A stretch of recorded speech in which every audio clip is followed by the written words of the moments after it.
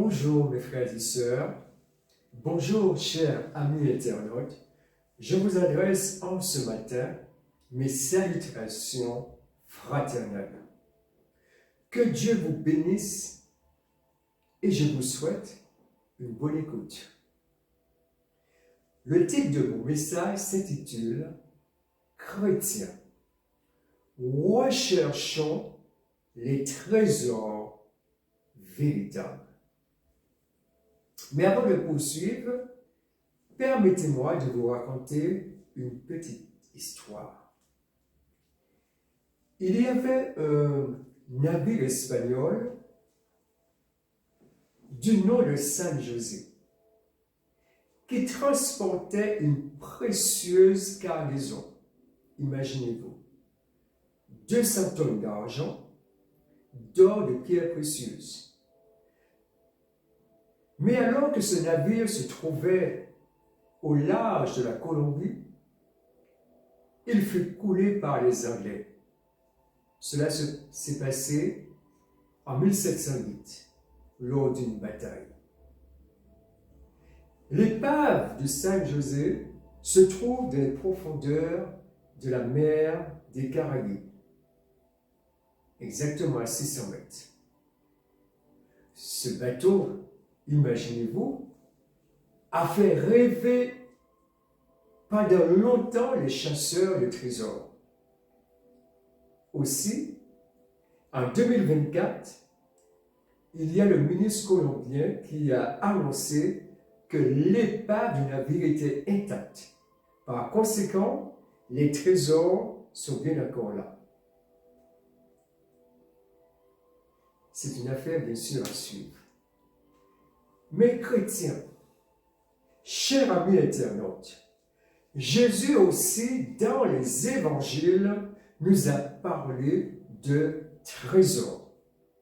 C'est pourquoi je vous invite à prendre votre Bible et à lire avec moi ce passage qui se trouve dans le livre de Matthieu, au chapitre 6, au verset 19 à 21.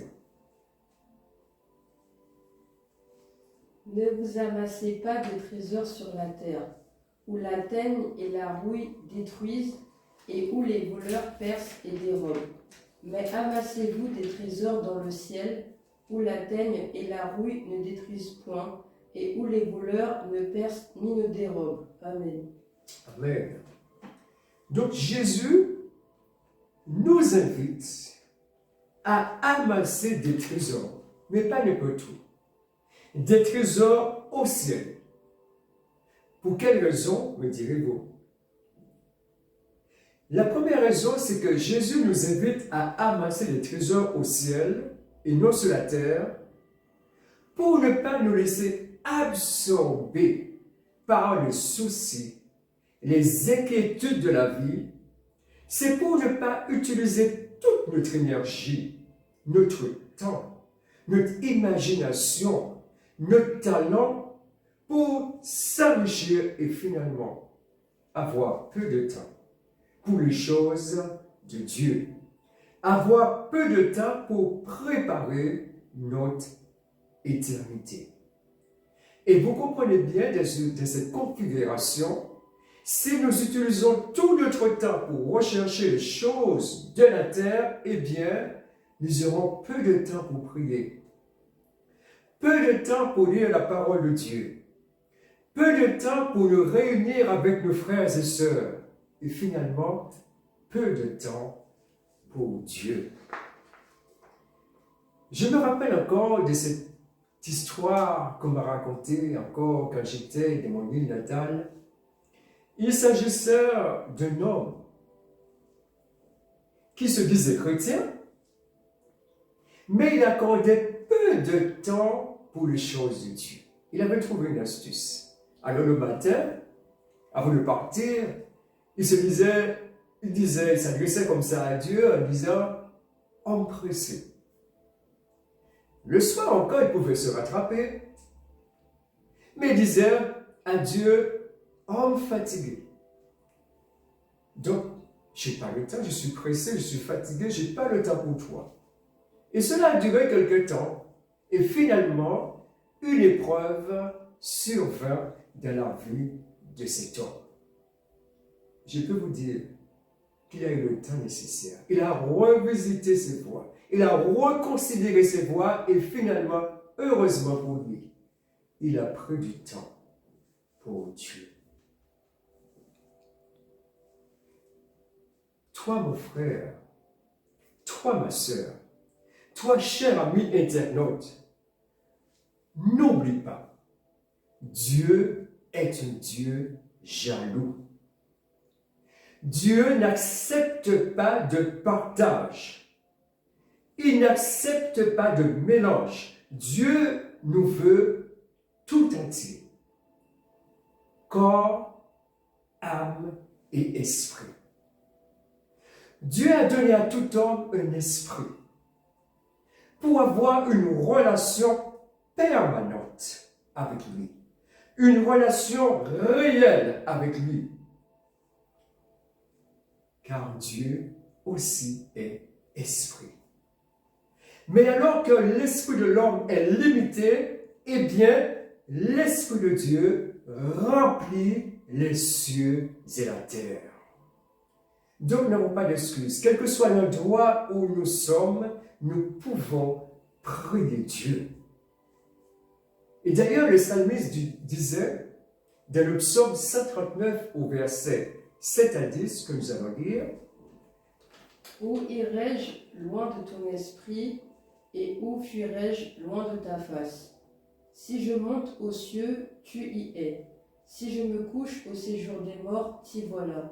Si je prends les ailes de l'aurore, et que j'aille habiter à l'extrémité de la mer, là aussi ta main me conduira et ta droite me saisira. Amen. » Amen. Où fuirai-je loin de ton esprit? Donc nous voyons que le Seigneur est partout présent, il est omniprésent. Donc il nous a donné un esprit pour être en communion avec lui. Mais il nous a donné aussi un corps.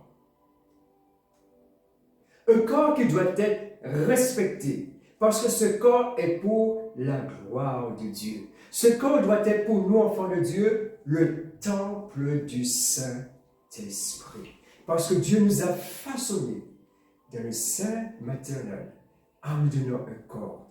Et ce corps est précieux parce qu'il doit être une habitation de Dieu. Un lieu où le Seigneur habite par son esprit. Mais Dieu aussi nous a donné une âme.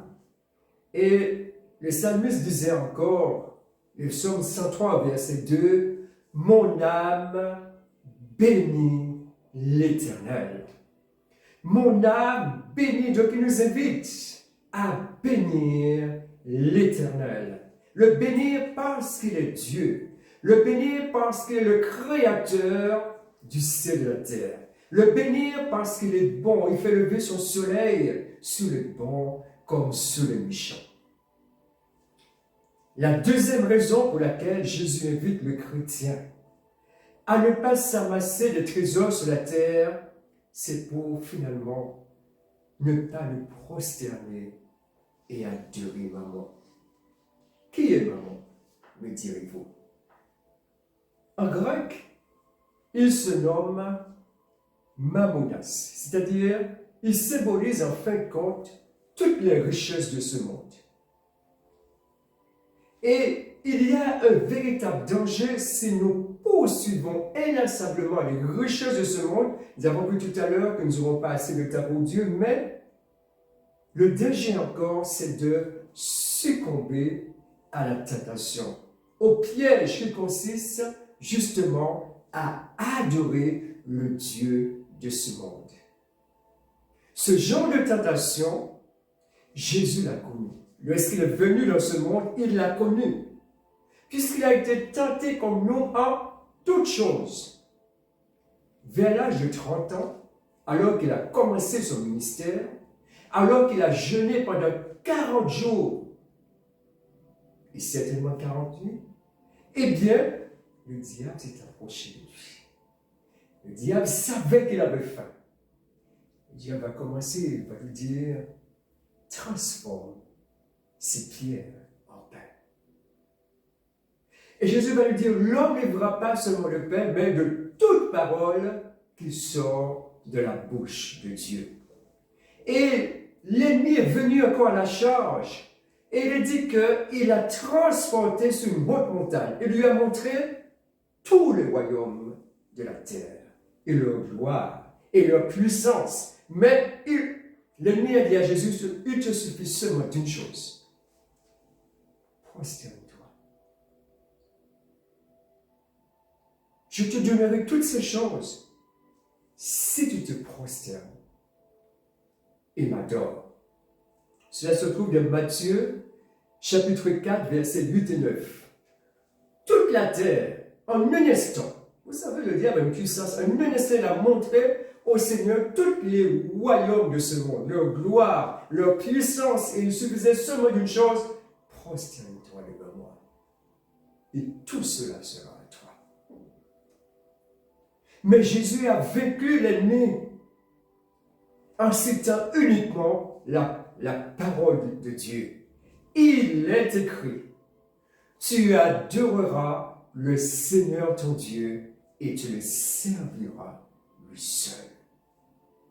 Chrétien, si l'ennemi a tenté notre Seigneur, qui est considéré comme le roi des rois, le bois vert, à plus forte raison, aussi nous, il nous tentera. Le diable connaît nos besoins, qu'ils soient professionnels, qu'ils soient financiers et autres. Il y a une multitude de besoins. Il sait, par exemple, que nous avons besoin de réussir professionnellement. Il va nous présenter un travail ou une situation qui paraît intéressante, qui paraît comme de l'or, mais tout ce qui brille n'est pas or. Si par ce travail ou par cette situation, nous allons perdre notre âme, mieux vaut encore renoncer. Cela ne vaut pas la chandelle. Jésus lui-même a dit, que servirait-il à un homme de gagner le monde entier s'il perdait son âme? Cela se trouve dans Matthieu, chapitre 16, au verset 26. Cela voudrait dire que tout l'or du monde, tous les diamants de ce monde, toutes les pierres précieuses, si je les rassemblais tous, eh bien, on le mettait sur la balance, cela ne vaut pas le prix de mon âme pour Dieu. Mon âme est beaucoup plus précieuse aux yeux de Dieu que toutes les richesses de ce monde. C'est pour cela que Jésus a laissé son trône de gloire.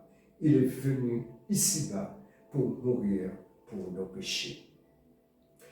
Et l'apôtre Paul, lorsque Dieu l'a saisi sur la route de Damas, il a prêché l'évangile. Et il dira, lorsque au soir de ce ministère, il va écrire à un jeune Timothée et va lui dire des paroles qui nous servent encore de conseil, que nous allons lire dans 1 Timothée chapitre 6 au verset 9.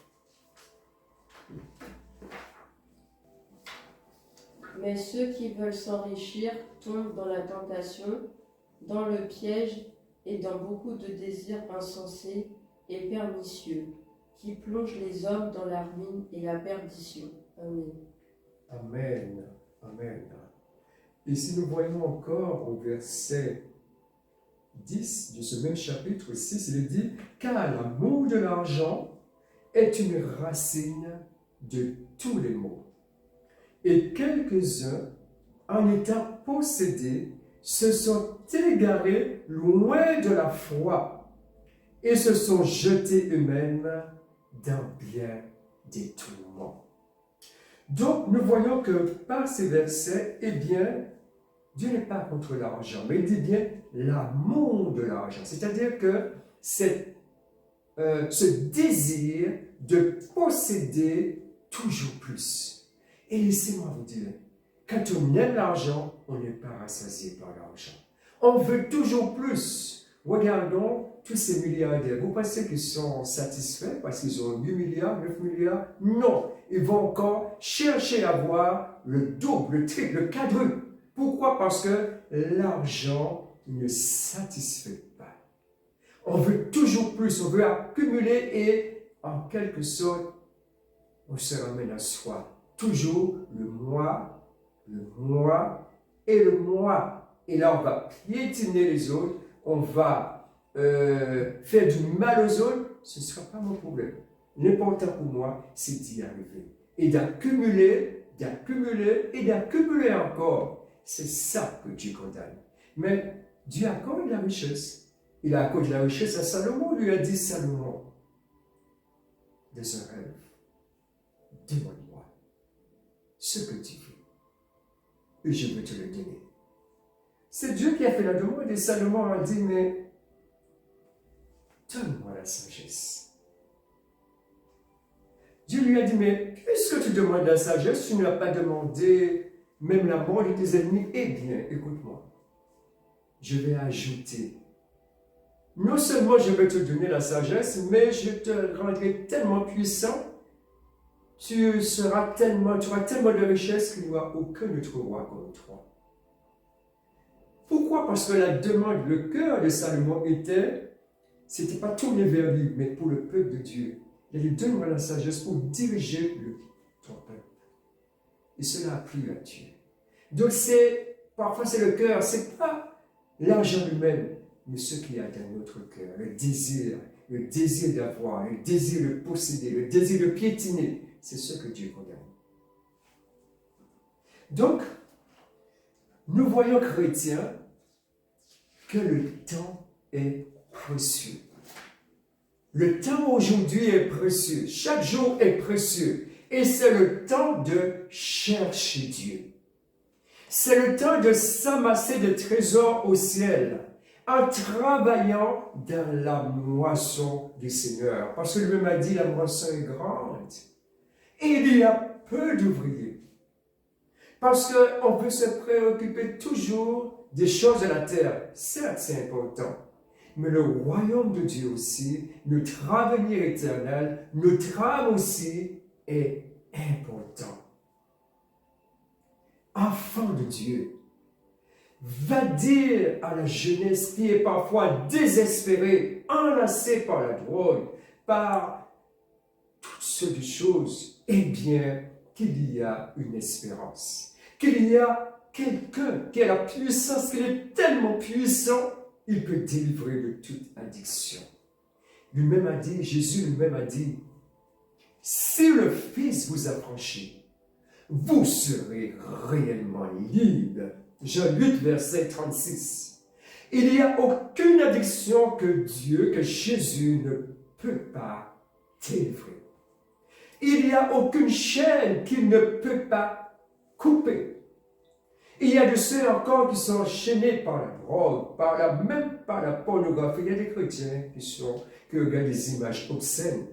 C'est un lien. Mais Jésus est capable de pouvoir délivrer de ces choses. Chrétiens, pour s'amasser des trésors au ciel, cela va nous demander du temps, de l'investissement personnel et parfois financier, où notre vie ne sera pas centrée sur nous-mêmes, mais sur le prochain. Alors que je vous parle, il y a des milliers d'âmes à travers le monde qui sont enchaînées et qui perdent leur vie et qui vont dans les tourments éternels. Laissez-moi vous dire, une fois qu'on a franchi cette barrière, qu'on soit jeune, qu'on soit moins jeune, qu'on ait 7 ans, qu'on ait 70 ans, mais une fois, eh bien, que l'homme est mort, c'est terminé. Il n'y a pas de purgatoire, laissez-moi vous dire. Cela n'est que mensonge. C'est du vivant que nous préparons notre éternité. C'est du vivant que nous pouvons amasser des trésors au ciel. Une fois nous avons franchi la barrière, c'est terminé. Même s'il y a des regrets, c'est terminé. C'est maintenant, aujourd'hui. Comme le Seigneur le dit, si vous entendez sa voix, n'endurcissez pas votre cœur. Tant que nous sommes vivants, il y a encore la possibilité de revenir de tout notre cœur au Seigneur. Chrétiens, c'est vrai, Dieu nous donne un travail, nous donne de l'argent. Bien sûr, il est nécessaire, dans la mesure du possible, d'épargner. Il est nécessaire de pouvoir mettre de côté. Et dans la nature, il y a vraiment cet animal le plus, je dirais, un insecte le plus insignifiant, mais qui a beaucoup de choses à nous dire. Je vais vous parler de la fourmi. Il est dit, le livre des Proverbes nous dit, la fourmi amasse en été sa nourriture. Pourtant, la fourmi n'a pas de patron, elle n'a pas d'inspecteur, elle n'a pas de chef, elle n'a pas de maître. Pourtant, elle a une forme de sagesse pour amasser en été sa nourriture. Donc, nous chrétiens, ce n'est pas interdit d'épargner, mais nous ne devons pas ramener tout à nous-mêmes. Et Dieu nous accorde la sagesse de la gestion de nos finances, mais aussi, il nous invite à investir dans l'avancement du royaume de Dieu. Comment, peut-être me direz-vous, comment investir dans le royaume de Dieu?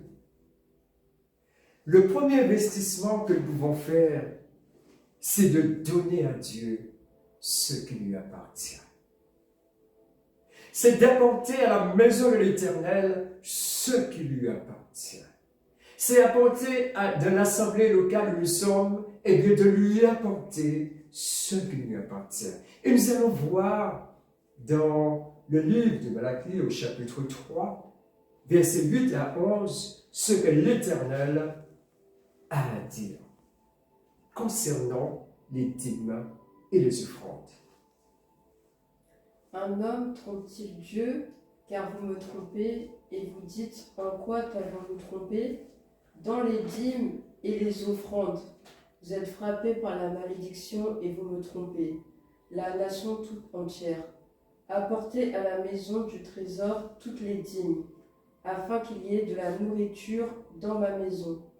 Mettez-moi de la sorte à l'épreuve, dit l'Éternel des armées, et vous verrez si je n'ouvre pas pour vous les écluses des cieux, si je ne répands pas sur vous la bénédiction en abondance.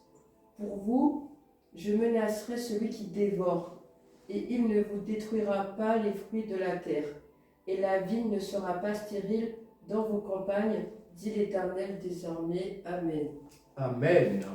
Donc, notre Dieu nous a dit, nous invite tout au moins à investir pour nous amasser des trésors au ciel. Investir en permettant l'avancement du royaume de Dieu. Aujourd'hui, on va entendre toutes sortes de choses, la dîme, c'était pour le Saint-Testament, etc., etc.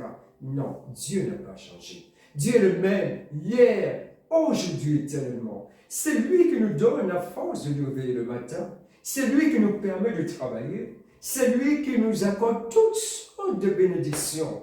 Alors, il a dit, apportez à la maison de l'Éternel toutes les dîmes et les offrandes. Et il y a la promesse du Seigneur qui dit, et vous verrez, si je n'ouvre pas pour vous les écluses des cieux. Vous savez, le ciel tout entier, l'univers tout entier est régi par la puissante parole de Dieu. Il ne peut pas aller en dehors de ce qu'il a dit. Lorsque nous voulons être obéissants, nous apportons au Seigneur ce qui lui revient, eh bien, il y a une bénédiction spéciale. Dieu dit, je vous ouvrirai les écluses des cieux. Quand Dieu ouvre une porte, personne ne peut la fermer. Et Dieu n'a pas besoin d'etc. De choses pour bénir. Souvenez-nous, il y avait ces foules qui étaient affamées, il y avait près de 5000 hommes. Il y avait simplement un garçon qui avait 5 pains et quelques poissons. Et Jésus a pris ces 5 pains et quelques poissons, a multiplié en sorte que ces 5000 hommes ont eu à satiété. Ils ont tellement mangé qu'il y avait des paniers encore où ils ont ramassé les restes. Notre Dieu est le Dieu de la multiplication. Nous avons peu, mais avec le peu que nous avons, il peut multiplier. L'important, c'est la bénédiction du Très-Haut. Mieux vaut peu avec la bénédiction de Dieu qu'un grand trésor avec le trop. L'important, ce n'est pas ce que nous avons, mais l'important, c'est l'agrément du Maître, la faveur divine. Et avec ce que nous avons, il peut multiplier et multiplier pour bénir notre prochain. Il a fait encore une promesse: je menacerai celui qui dévore. Vous savez, parfois, quand un homme a beaucoup de richesses, il est inquiet. Et ces richesses sont assujetties aussi aux aléas de la vie. L'homme aujourd'hui peut avoir beaucoup à porte-à-bas et perdre en un instant. Qui de nous ne connaissons pas, parfois les acteurs ou les célébrités qui étaient autrefois très riches, et puis quelques années ont passé, eh bien, ces richesses ont disparu. Quand nous voyons les événements qui se sont passés en Amérique, à Los Angeles, eh bien, beaucoup ont perdu en un instant des millions. Donc nous voyons que les richesses de cette terre sont assujetties aux aléas de la vie. Mais Jésus nous invite à amasser des trésors aux cieux, qui ne seront pas l'objet de la convoitise des voleurs. Et ce sont des biens éternels. Donc, persévérons, luttons, et faisons le bon investissement, tout en étant sages comme la fourmi. Mais investissons, préparons notre avenir éternel, parce que nous n'échapperons pas. Une fois nous sommes nés, nous sommes appelés, eh bien, à avoir cette communion avec Dieu. Et des hommes de la Bible ont laissé de précieux conseils pour nous, chrétiens, d'aujourd'hui. La même tentation où le Seigneur a subi il y a 2000 ans, tôt ou tard, cette même tentation se présentera à nous, chrétiens. Quel que soit là où nous habitons, quel que soit notre âge, mais cette tentation se présentera. Allons-nous nous prosterner devant maman? Je crois que non. Il y a des hommes qui nous ont laissé des précieux conseils que nous allons lire dans le livre de Proverbes au chapitre 30, versets 7 à 9. Je te demande 2 choses. Ne me les refuse pas avant que je meure. Éloigne de moi la fausseté et la parole mensongère. Ne me donne ni pauvreté, ni richesse. Accorde-moi le pain qui m'est nécessaire, de peur que dans l'abondance je ne te renie et ne dise qui est l'Éternel, ou que dans la pauvreté je ne dérobe et je ne m'attaque au nom de mon Dieu. Amen. Amen. Donc, je te demande 2 choses. Nous voyons que c'est des paroles pleines de sagesse. Ne me donne ni richesse, ni pauvreté. Mais donne-moi le pain qui m'est nécessaire. Et nous avons un Dieu qui a promis chrétiens de prendre soin de nous. Il a dit, et mon Dieu pourvoira à tous vos besoins. Dieu connaît, chers amis internautes, chers frères et sœurs, Dieu connaît aujourd'hui tes besoins. Vous savez, le Dieu qui a créé le ciel et la terre, il a dit, toutes les bêtes des montagnes sont à moi. Les cieux sont à lui. La terre lui appartient. Tous les diamants de ce monde lui appartiennent. Alors, si nous croyons en lui, avant tout notre marche C'est une marche de foi. Parce que Jésus a dit, mon juste vivra par la foi. Et mon Dieu ne connaît pas l'inflation. Mon Dieu ne connaît pas ces choses-là parce que tout lui appartient. C'est le Dieu qui multiplie, c'est le Dieu qui bénit, mais il faut que nous lui faisions confiance. Avec ce que nous avons, il peut multiplier. Mais notre vie ne doit pas être centrée sur nous-mêmes, mais nous devons travailler pour le royaume de Dieu. Investir dans la moisson. Ils ont eu des talents, ils ont eu des ministères, utilisons-le pour la gloire du roi des rois. Utilisons vraiment tout ce qu'il nous a donné et c'est investir de façon permanente, investir de façon sage, investir pour sa gloire. Mais je vous disais aussi, Dieu n'est pas contre la richesse, mais il est contre l'amour de l'argent. Et je vais terminer avec vous avec ce dernier verset qu'on trouve dans le livre de 1 Timothée au chapitre 6, versets 17 à 19. Recommande aux riches du présent siècle de ne pas être orgueilleux et de ne pas mettre leur espérance dans des richesses incertaines, mais de la mettre en Dieu, qui nous donne avec abondance toutes choses pour que nous en jouissions.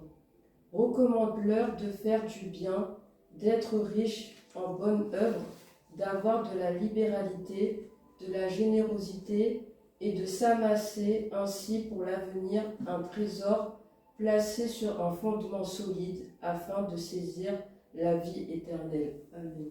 Amen.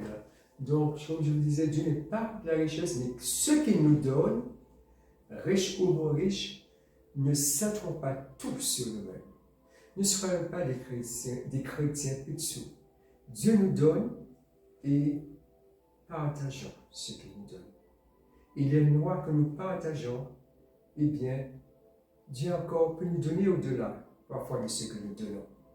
Mais partageons, investissons dans le royaume de Dieu. Recherchons les vraies richesses et surtout, demandons-lui la sagesse afin de ne pas nous prosterner devant le Dieu de ce monde. Mais nous, chrétiens, nous voulons nous prosterner uniquement devant le roi des rois, devant le Seigneur des seigneurs, devant celui qui nous a formés. Nous voulons nous prosterner devant notre Créateur, qui est Jésus. Investissons pour l'avancement du royaume de Dieu, ayant donné à Dieu ce qui lui revient. Soyons par notre témoignage des lumières, des phares pour un monde qui va à la dérive.